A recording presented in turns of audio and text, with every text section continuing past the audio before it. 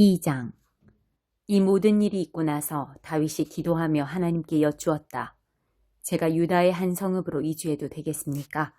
하나님께서 말씀하셨다. 그렇다, 이주하여라. 어느 성읍으로 가야겠습니까? 헤브론으로 가거라.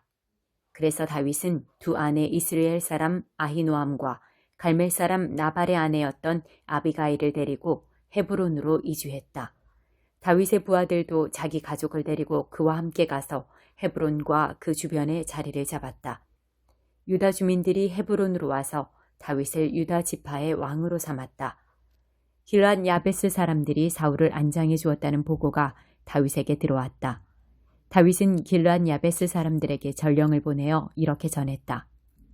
여러분이 주인인 사울 왕을 높여 장례를 치러 주었으니 하나님께서 여러분에게 복 주시기를 빕니다. 하나님께서 여러분을 높이시고 진실하게 대해 주시기를 빕니다. 나도 그와 같이 하여 여러분의 너그럽고 선한 행위에 보답하겠습니다. 여러분은 뜻을 굳게 하고 마땅히 해야 할 바를 행하십시오. 여러분의 주인인 사울은 죽었고 유다 주민들은 나를 그들의 왕으로 삼았습니다. 한편 사울의 군사령관인 넬의 아들 아브넬이 사울의 아들 이스보셋을 마하나임으로 데리고 가서 그를 길르앗, 아셀, 이스라엘, 에브라임, 베냐민의 왕으로 삼았다. 그를 온 이스라엘의 왕으로 삼은 것이다. 당시 이스보셋은 40살이었다. 그는 고작 2년 동안 왕위에 있었다. 그러나 유다 백성은 다윗을 지지했고 다윗은 헤브론에서 7년 반 동안 유다 백성을 다스렸다. 하루는 넬의 아들 아브넬이 사울의 아들 이스보셋의 군사들과 함께 마하나임을 떠나 기브온으로 향했다. 스루야의 아들 요압도 다윗의 군사들과 이동 중이었다. 두 무리가 기브온 연못가를 만났는데 아브넬의 무리는 한편에 있었고 요압의 무리는 맞은편에 있었다. 아브넬이 요압에게 싸움을 걸었다. 너희 쪽 최고의 군사들을 내세워 보아라. 실력이나 한번 겨뤄보자. 요압이 말했다. 좋다. 겨뤄보자. 그들이 싸우려고 늘어섰는데 사울의 아들 이스보셋 쪽에서는 베냐민 사람 12명이 나왔고 다윗 쪽에서는 군사 12명이 나왔다. 그들이 각각 상대방의 머리를 잡고 서로 단도로 찌르자 모두가 쓰러져 한꺼번에 죽었다. 그래서 그곳을 살육의 벌판이라 불렀는데 그곳은 기브온에 있다. 싸움이 온종일 이어지면서 점점 더 치열해졌다.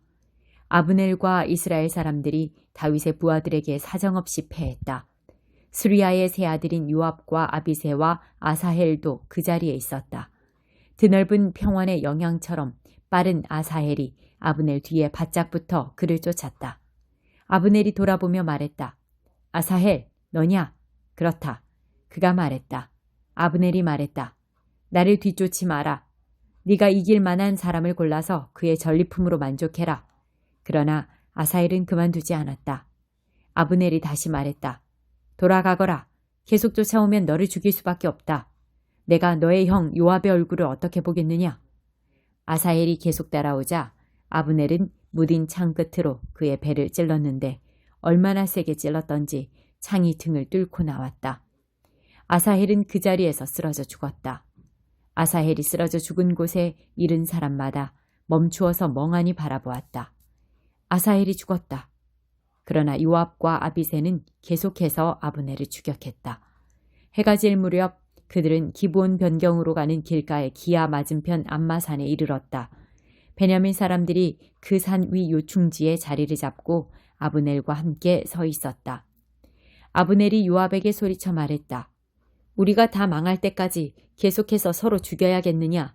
그렇게 해서 남는 것이 무엇이냐? 참극밖에 더 있겠느냐? 얼마나 기다려야 내 부하들에게 형제들을 쫓지 말라고 명령하겠느냐? 요압이 말했다. 하나님께서 살아계심을 두고 맹세하는데 네가 말하지 않았으면 아침까지 계속 추격했을 것이다. 그러고서 요압이 순양 뿔나파를 불자 유다의 온 군대가 그 자리에 멈추어 섰다. 그들은 더 이상 이스라엘을 쫓지 않고 싸움을 멈췄다. 아브넬과 그의 군사들은 밤새도록 행군하여 아라바 골짜기에 이르렀고 요단강을 건너 오전 내내 행군한 끝에 마하나임에 도착했다. 요압이 아브넬을 쫓다가 돌아와서 부대의 인원을 점검하니 아사헬을 제외하고도 다윗의 부하 가운데 19명이 없었다. 다윗의 부하들이 죽인 아브넬의 부하는 모두 360명이었는데 죽은 자들은 모두 베냐민 사람이었다. 다윗의 부하들은 아사헬의 주검을 거두어 베들레헴의 가족 묘지에 묻었다. 그런 다음 밤새도록 행군하여 동틀 무렵 헤브론에 도착했다. 13장 사랑의 길. 내가 사람의 유창한 말과 천사의 황홀한 말을 해도 사랑하지 않으면 나는 녹슨문에서 나는 삐걱거리는 소리에 지나지 않습니다.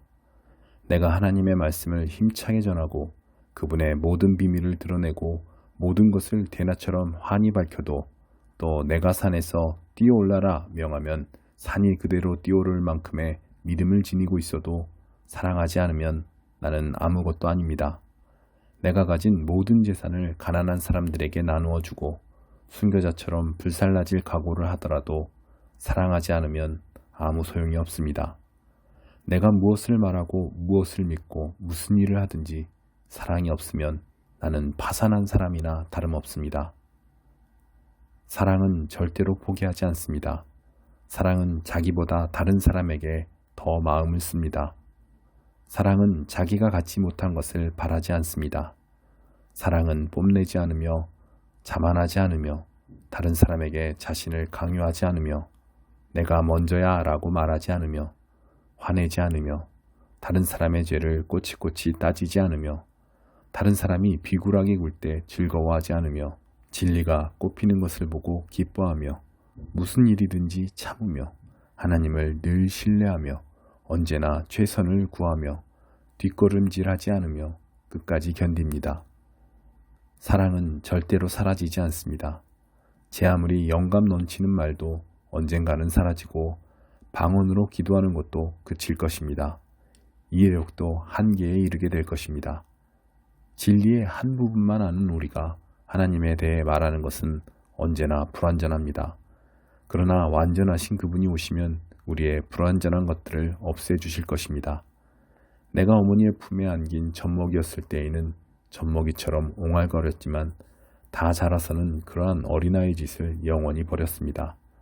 우리는 아직 모든 것을 분명하게 보지 못합니다.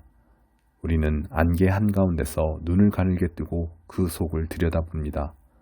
그러나 머지않아 날이 맑게 개고 태양이 환히 빛날 것입니다. 그때가 되면 우리는 모든 것을 볼 것입니다. 하나님께서 우리를 보시는 것과 같이 모든 것을 또렷하게 보고 하나님께서 우리를 아시는 것과 같이 그분을 직접 알게 될 것입니다. 그러나 그 완전함에 이르기까지 우리는 다음 세 가지를 행함으로 완성을 향해 나아가야 합니다. 하나님을 꾸준히 신뢰하십시오. 흔들림 없이 소망하십시오. 아낌없이 사랑하십시오. 이 세 가지 가운데 으뜸은 사랑입니다. 11장 새 마음과 새 영. 그때 하나님의 영이 나를 들어 올리셔서 성전 동쪽 문으로 데리고 가셨다. 그 문에는 25사람이 서 있었다. 나는 그들 사이에 지도자인 아술의 아들 야아사냐와 분하야의 아들 블라디아가 있는 것을 보았다. 하나님께서 말씀하셨다. 사람의 아들아, 저들은 이 도성의 죄를 도안하고 악을 기획한 자들이다. 저들은 말한다. 우리는 못할 일이 없다. 우리가 최고다. 고깃국 그릇 속에 든 특등심이다. 사람의 아들아, 저들과 맞서라. 저들을 대적하여 말씀을 전하여라. 그때 하나님의 영이 내게 임하여 할 말을 일러주셨다. 하나님께서 이렇게 말씀하신다. 이스라엘아, 멋진 연설이기는 하다만 나는 너희가 품은 생각을 잘 알고 있다. 너희는 이 도성에서 수많은 자들을 살해했다. 거리마다 시체 더미가 높이 쌓여 있다. 그러므로 주 하나님께서 말씀하신다. 너희가 거리마다 쌓아놓은 시체들이 바로 고기요, 이 도성은 가마솥이다. 그런데 너희는 이 가마솥 속에도 들어있지 않다. 내가 너희를 밖으로 던져버릴 것이다. 너희가 두려워하는 전쟁이 닥치리라. 내가 전쟁을 일으켜 너희를 칠 것이다. 너희를 이 도성 밖으로 던져버리고 이방인들에게 넘겨주어 혹독한 벌을 받게 할 것이다. 너희는 전쟁터에서 살해당할 것이다. 내가 이스라엘의 국경에서 너희를 심판할 것이다. 그때 너희는 내가 하나님인 줄 알게 될 것이다. 이 도성은 너희에게 가마솥이 되지 않을 것이며 너희 또한 그 속에 든 특등심이 되지 못할 것이다. 천만의 말씀이다. 내가 이스라엘의 국경에서 너희를 심판할 것이며 그제야 너희는 내가 하나님인 줄 알게 될 것이다. 이는 너희가 나의 율례와 규례를 따르지 않았기 때문이다. 너희는 나의 길을 따르는 대신에 주변 민족들의 규례를 따랐고 그들의 수준으로 추락했다. 내가 말씀을 전하고 있는 중에 분하야의 아들 블라데아가 죽었다. 나는 얼굴을 땅에 대고 엎드려 큰 소리로 기도했다.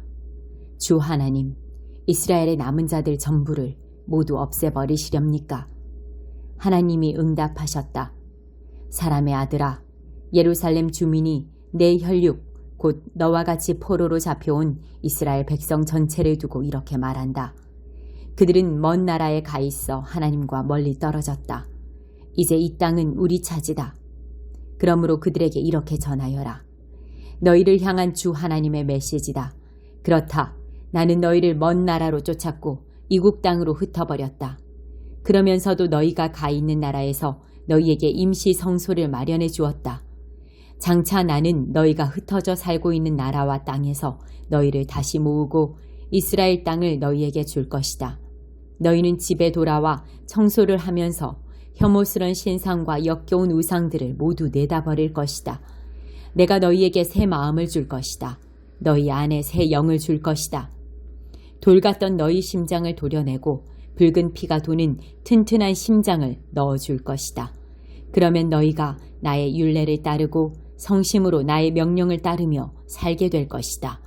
너희는 나의 백성이 되고 나는 너희의 하나님이 될 것이다. 그러나 고집을 부리며 여전히 흉측한 신상과 역겨운 우상들에 집착하는 자들은 사정이 다를 것이다. 그런 자들은 행한 그대로 갚아줄 것이다. 주 하나님의 포고다. 그때 그룹들이 날개를 펼쳤는데 바퀴들이 그들 곁에 있고 이스라엘의 하나님의 영광이 그들 위에 머물고 있었다. 하나님의 영광이 도성 안에서 떠올라 도성 동쪽 산 위에 머물렀다. 그때 하나님의 영이 환상 중에 나를 붙잡아 바벨론의 포로로 잡혀온 사람들의 무리 속으로 다시 들어옮기셨다. 그 후에 그 환상이 나를 떠났다. 나는 하나님께서 보여주신 모든 내용을 포로로 잡혀온 사람들에게 말해주었다. 50편 아삽의 시. 신들의 신 하나님께서 큰 소리로 땅아 외치며 동쪽해를 맞이하시고 사라지는 서쪽해를 배웅하신다. 눈부신 시온에서 광염에 휩싸여 나타나신다. 우리 하나님께서 등장하신다. 주저하지 않고 거침없이 오신다. 번쩍이는 불꽃을 앞세우고 오신다. 그분께서 하늘과 땅을 배심원으로 부르시고 자기 백성을 법정으로 데려오신다. 성경에 손을 얹고 나에게 충성을 맹세한 나의 성도들을 불러 모아라. 온 우주가 이 법정의 공평함을 증언한다. 하나님께서 이곳의 재판장이심을. 내 백성아, 들리느냐? 내가 말한다. 이스라엘아, 내가 너를 재판에 붙인다. 하나님, 너희 하나님이 너희에게 말한다. 너희가 드리는 예배, 너희가 자주 바치는 번제를 나무라려는 게 아니다. 내 어찌 너희의 최우등황소를 바라겠으며 너희 가축 가운데 더 많은 염소를 바라겠느냐.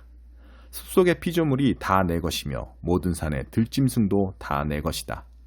나는 멧새들의 이름을 모두 알고 날쌔게 움직이는 들쥐들도 내 친구다. 내가 배고프다 한들 너희에게 말하겠느냐? 온 우주와 거기 가득한 것이 다 내 것이다. 내가 사슴고기를 즐기고 염소의 피를 마실 것 같으냐? 나를 위해 찬양잔치를 벌이고 지극히 높은 나 하나님에게 너희 서원잔치상을 내오너라. 그리고 공경에 처했을 때 도움을 구하여라. 내가 너희를 도울 것이고 너희는 나를 공경하리라. 그러고는 악인들을 불러내어 말씀하신다. 너희가 무슨 짓을 꾸미고 있느냐? 어찌하여 내 율법을 인용하며 우리가 좋은 친구라도 되는 것처럼 말하느냐? 내가 찾아가면 너희는 문도 열어주지 않고 내 말을 쓰레기 취급한다.